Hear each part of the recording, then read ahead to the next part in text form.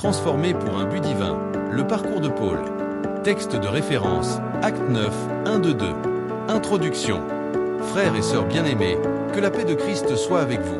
Prenons aujourd'hui 10 minutes pour nous placer devant un miroir spirituel, celui de la vie de l'apôtre Paul. Son histoire est un tremplin d'espérance, parce qu'elle nous rappelle qu'un passé brisé n'empêche pas un avenir glorieux entre les mains de Dieu. J'aimerais que tu écoutes ces paroles comme si elles étaient écrites pour toi, parce qu'en réalité, c'est exactement le cas. Dieu veut te rencontrer sur ta propre route de Damas et te façonner pour sa gloire. 1. Dieu voit au-delà de ton passé. Avant sa conversion, Saul était un homme redouté. Quand il entrait dans une ville, les croyants se cachaient, les familles se séparaient, les larmes coulaient. Humainement, on aurait écrit « Cause perdue ». Mais dans le ciel, les anges lisaient un autre titre « Apôtre en devenir ».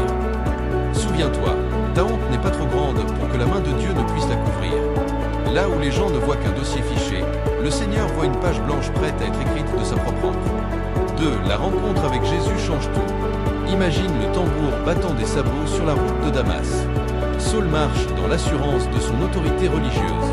Soudain, une lumière plus forte que le soleil le cloue au sol. Saul n'est plus le maître, il devient l'élève. Qui es-tu, Seigneur ? Je suis Jésus que tu persécutes. Jésus ne vient pas seulement corriger nos trajectoires, il vient révéler notre véritable identité. Persécuter l'Église, c'était persécuter Christ lui-même. Voilà la clarté qui renverse Saul. 3. L'obéissance malgré l'incompréhension. Dieu parle ensuite à un simple disciple, Anania, son nom signifie « Dieu a fait grâce ». La grâce se déplace toujours par des personnes ordinaires prêtes à obéir. Anania hésite. « Seigneur, cet homme a fait beaucoup de mal. » Va, car cet homme est mon instrument. Peut-être qu'aujourd'hui, Dieu te demande de prier pour quelqu'un qui t'a blessé. L'obéissance, même quand elle pique, prépare la scène des plus grands miracles. 4. Quand Dieu t'appelle, il te qualifie.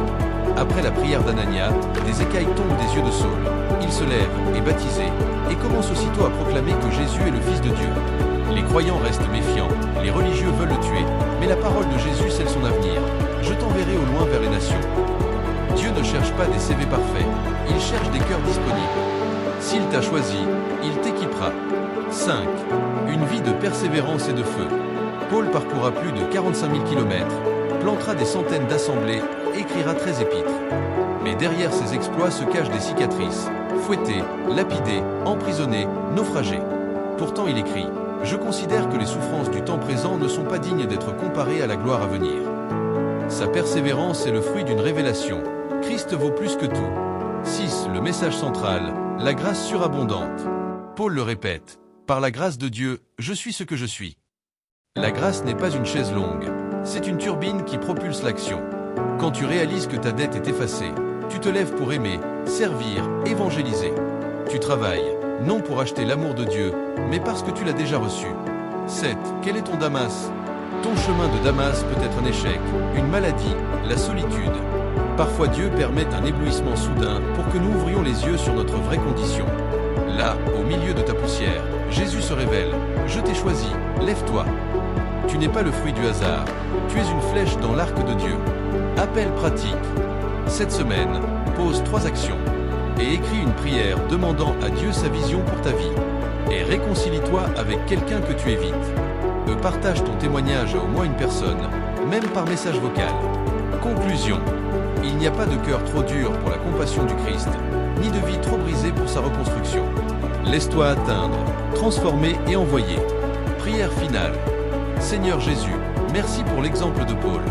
Touche ceux qui écoutent, que ta lumière les inonde, que leurs chaînes tombent, que leur vocation s'éveille, qu'ils deviennent des porteurs de ta grâce. Je déclare sur eux courage, persévérance et feu du Saint-Esprit. Au nom puissant de Jésus. Amen.